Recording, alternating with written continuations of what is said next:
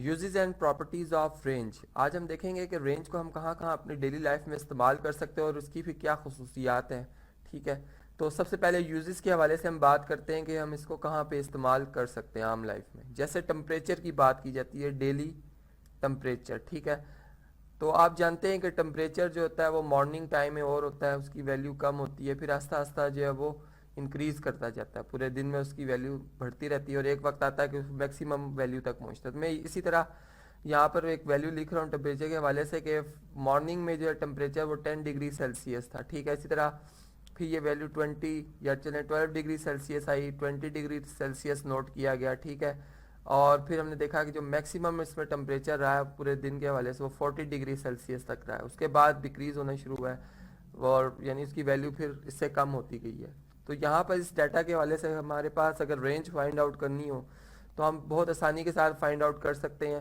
यानी हम यहाँ से ये कहेंगे कि जो हमारे पास मैक्सिमम टेम्परेचर है 40 डिग्री सेल्सियस और इस दिन का सबसे मिनिमम टेम्परेचर है 10 डिग्री सेल्सियस, अगर मैं इनका डिफरेंस लूँगा तो यहाँ से मैं बता सकूँगा कि आज के दिन जो है टेम्परेचर कितना वेरी हुआ है। ठीक है, अगर आप इस एग्जांपल को देखें तो यहाँ से हमें जो बात पता चली है कि ये यानी हमारे पास इसको हम कहाँ कहाँ इस्तेमाल कर सकते हैं। इसी तरह एक आइडिया जहन में आता है कि हम स्टॉक मार्केट में जैसा आप देखते हैं कि वहाँ प्राइसेस जो है वो कंपनीज के जो शेयर्स होते हैं उनकी प्राइसेस क्या हो रही थी जी, कभी इंक्रीज़ हो रही होती है, कभी डिक्रीज़ हो रही होती है। ठीक है, तो वो जो स्टॉक प्राइसेस हैं या बॉन्ड्स प्राइसेस होती हैं, ठीक है, तो वो जो उनकी प्राइसेस कम होना ज़्यादा होना वो बेसिकली जो है वो सारे का सारा उसमें भी हम रेंज को फाइंड आउट कर सकते हैं कि आज के दिन में एक कंपनी के शेयर्स कम से कम उसकी क्या कीमत रही है और ज़्यादा से ज़्यादा क्या रही है। ठीक है, तो इधर मैं शेयर्स भी लिख देता हूँ। ठीक है, क्योंकि अक्सर इससे डील किया जाता है। इसी तरह से अगर हम एक और इसकी एग्जांपल लें, आम लाइफ की बात है, जैसे हम ये देखते हैं कि रेन फॉल्स के हवाले से बात की जाती है। अब अगर मैं एक इलाके की स्पेसिफिक इलाके की बात करता हूँ, डेली रेन। ठीक है, कि फॉर एग्जांपल मंडे जो है, मंडे को वहाँ पे जो रेन रिकॉर्ड हुई है, यहाँ पे चले मैं पहले लिख देता हूँ कि रेन फॉल। ठीक है, तो रेन फॉल्स का जो रिकॉर्ड है हमारे पास उसके हवाले से हम बात करें, इंचज़ के हवाले से हमने इसका स्केल जो रखा है वो इंचज़ में रखा हुआ है। ठीक है, तो अब जो रिकॉर्ड है उसके हवाले से पता चल रहा है कि 22.2 इंचज़ रिकॉर्ड हुआ। ठीक है, एक दिन में। और मैं एक वीक की यहाँ पर रिपोर्ट दर्ज कर रहा हूँ कि एक वीक में चूँकि 7 डेज होता है, फर्स्ट डे जो है वो 22.2 इंचज़ हुई है बारिश, उसके बाद 18 इंचज़ हुई है। ठीक है, 12 इंचज़ हुई है, 6 है, 4.2 है। ठीक है, 2.2 है। तो एक दिन नहीं हुई है यहाँ पे बारिश। ठीक है, यानी यहाँ पर हम ज़ीरो लिख देंगे। फॉर एग्जांपल यहाँ पे जी ज़ीरो आ रहा है। तो अब यहाँ पर अगर आप देखें तो रेंज जो रही है इस इलाके में, अगर हम कहीं इस वीक के हवाले से अगर बात की जाए बारिश की, तो इसमें हम रेंज कैसे फाइंड आउट कर सकते हैं। मैक्सिमम वैल्यू जो इस डाटा में हमारे पास है वो 22.2 रही है, जबकि मिनिमम जो है वो ज़ीरो रही है।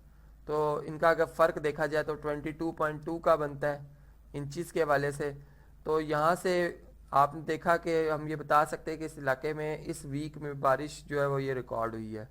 तो इससे एक ये अंदाज़ा हो जाता है कि एक पर्टिकुलर वीक के हवाले से या उस मंथ में जो वो डेज़ आए थे उस हवाले से हम देख सकते हैं कि वो यहाँ पर यानी रेन फॉल्स की क्या रेंज रही है, ताकि उसके मुताबिक जो है वो नेक्स्ट ईयर या नेक्स्ट मंथ में प्लानिंग की जा सके। ठीक है, तो ये तो थी बेसिकली हमारे पास ये यूजेस के हम इसको कहाँ कहाँ इस्तेमाल कर सकते हैं, रेंज का कहाँ कहाँ फ़ायदा उठा सकते हैं उससे। अब हम प्रॉपर्टीज़ के बारे में डिस्कस करते हैं कि इसकी क्या क्या प्रॉपर्टीज़ है। ठीक है, यहाँ पे मैं हेडिंग बना देता हूँ, प्रॉपर्टीज़ के हवाले से हम बात करेंगे। आपने जैसे देखा कि इसको रेंज को जब हमने फाइंड आउट किया तो बहुत आसानी के साथ हमने इसको फाइंड आउट किया। ठीक है, तो सबसे पहली जो इसकी प्रॉपर्टीज़ में आ जाता है कि ये इट इज़ इजीली कैलकुलेटेड। ठीक है, यानी हम इसको आसानी के साथ it is easy to calculate. ठीक है, और दूसरी बात यह कि मैंने आपको समझाने के लिए कोई इतनी वजाहत की ज़रूरत नहीं पड़ी मुझे, कैलकुलेट। ठीक है, एंड अंडरस्टैंड। तो ये बहुत यानी सबसे इसकी सबसे बड़ा यानी हम ये समझ सकते हैं प्रॉपर्टीज़ के हवाले से कि हम इसको आसानी के साथ समझ भी सकते हैं, ये इसकी खासियत है। ठीक है, और कैलकुलेट भी इसको कर सकते हैं। इसी तरह अगर हम सेकंड इसकी प्रॉपर्टीज़ को देखें तो ये है कि अगर आपके पास रेंज में कोई वैल्यू आ रही है फॉर एग्जांपल अगर यहाँ पर मैं कुछ वैल्यूज़ लिखता हूँ, फॉर एग्जांपल मैं लिखता हूँ 2, ठीक है, 4, 6, 8, 10, ठीक है। अब यहाँ पर अगर मैं रेंज फाइंड आउट करता हूँ इस डाटा की, तो मुझे पता है कि मैक्सिमम वैल्यू 10 है और मिनिमम वैल्यू 2 है, इनका फ़र्क देखा जाएगा जो कि 8 के बराबर आता है, ठीक है। रेंज इस डाटा की 8 आ गई। अब मैं यहाँ पर अगर किसी नंबर से, किसी नॉन ज़ीरो नंबर जो है वो यहाँ पर अगर रेंज को मल्टीप्लाई कर देता हूँ, ठीक है, यानी सॉरी यहाँ पर जो डाटा है उसको मैं किसी नंबर से मल्टीप्लाई कर लेता हूँ। यहाँ मैं चले साथ साथ लिख भी देता हूँ ताकि आपको याद रहे कि हम मल्टीप्लाई या डिवाइड कर लिया जाए, ठीक है। तो चलें यहाँ पर मैं जिस नंबर से डिवाइड या मल्टीप्लाई कर रहा हूँ वो 2 है, ठीक है। चलें मल्टीप्लाई कर लेते हैं। 2 से अगर मल्टीप्लाई होगा 4 आ जाएगा, 2 4 से मल्टीप्लाई होगा 8 आ जाएगा, 2 6 से मल्टीप्लाई होगा 12 आ जाएगा, इसी तरह से यहाँ पर 16 आ जाएगा और यहाँ पर हमारे पास 20 आ जाएगा, ठीक है।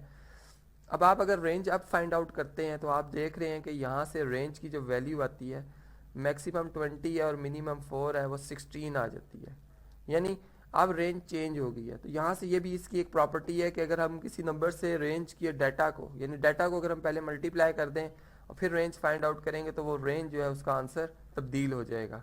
इसी तरह से एक और उसकी प्रॉपर्टी है, यहाँ पर हम इस तरह से कह सकते हैं कि अगर हमारे पास फ़र्ज़ करें ये एक डाटा है जिसको यहाँ पे मैं लिख रहा हूँ, 4 आ रहा है, ठीक है, 6 आ रहा है, 8 आ रहा है, 10 आ रहा है, ठीक है। अब इस डाटा का अगर हम रेंज फाइंड आउट करते हैं तो इसमें आर फॉर रेंज है, मैक्सिमम वैल्यू 10 है, मिनिमम वैल्यू 4 है, इस डाटा की जो रेंज है वो 6 आ रही है, ठीक है। लेकिन अब हम अगर ऐसा करें कि इन वैल्यूज़ में अगर हम एक नंबर ऐड या सब्ट्रैक्ट कर लें, ठीक है, पहले मैंने मल्टीप्लाई और डिवाइड की बात की थी, अब मैं ऐड या सब्ट्रैक्ट की बात कर रहा हूँ, तो क्या इससे रेंज तब्दील होगी या नहीं होगी, अब हम इसको चेक करते हैं।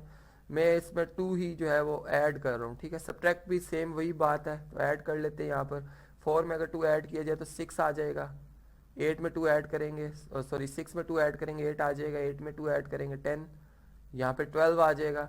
अब इनका अगर फ़र्क देखा जाए यानी रेंज देख फाइंड आउट की जाए तो मैक्सिमम ऑब्जर्वेशन 12 है, मिनिमम 6 है, तो इनका जो डिफरेंस आएगा वो 6 ही आ रहा है, जो कि ऑलरेडी हमने देखा कि ऊपर जब हमने डाटा में कोई नंबर ऐड नहीं किया था तब भी वही जवाब आया था। यानी यहाँ से हमने देखा कि अगर डाटा में एक ही नंबर, सेम नंबर ऐड कर दिया जाए तो उससे रेंज जो है उस पर अफेक्ट नहीं पड़ता। अब यहाँ से हमने एक बात जो और समझी वो ये समझी कि अगर हमारे पास डाटा में ऑब्जर्वेशन जो है उनकी तादाद कम हो, यानी फॉर एग्जांपल मुझे मैक्सिमम वैल्यू पता है, मुझे पता है कि जैसा मैं टेम्परेचर की बात करता हूँ, मैं टेम्परेचर की इसलिए एग्जांपल दे रहा हूँ कि ये अंडरस्टैंडेबल है, बहुत आसानी के साथ समझ सकते हैं। हमें पता चला कि आज जो टेम्परेचर जो रहा मॉर्निंग में वो रहा जी 12 डिग्री सेल्सियस, ठीक है, और एट द नून या जब हाईएस्ट जो टेम्परेचर रिकॉर्ड किया गया वो 36 डिग्री सेल्सियस रिकॉर्ड किया गया, ठीक है।